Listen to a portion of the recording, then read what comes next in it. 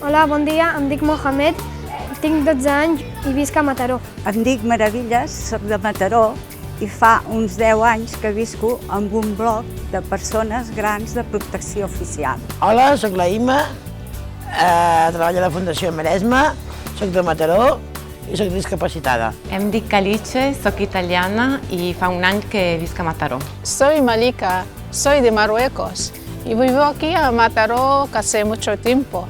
Yo soy Alfonso del Rey y tuve ictus y perdí el habla y la escritura.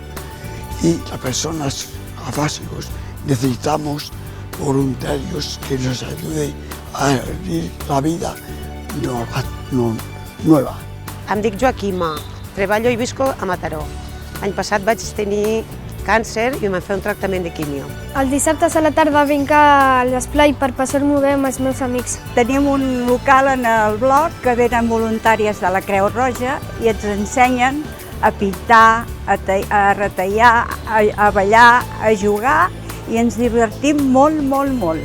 Vinc els divendres a la Biblioteca Fundació Eluru a fer lectura fàcil amb una voluntària. Participo al voluntariat per la llengua i amb el meu voluntari tinc converses que també m'ajuden a conèixer les tradicions d'aquí. En grupo social de Andana, el voluntarios hacer actividades manuales, la informática. Participo en la coral de afásicos de Mataró y somos felices cantando y hablando. Una terapia es muy potente para nosotros. Quan estava a mig tractament, em vaig assabentar que al Lotus Blau oferien la possibilitat de fer unes classes de ioga restauratiu.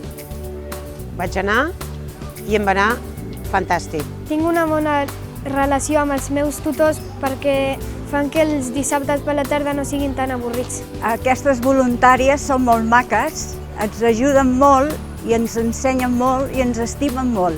La meva voluntària és molt amable i molt atenta i ens ha acollit molt bé amb persones amb discapacitat psíquica. Gràcies al meu voluntari he perdut la vergonya de parlar en català i estic molt contenta de passar temps amb ell i moltes gràcies.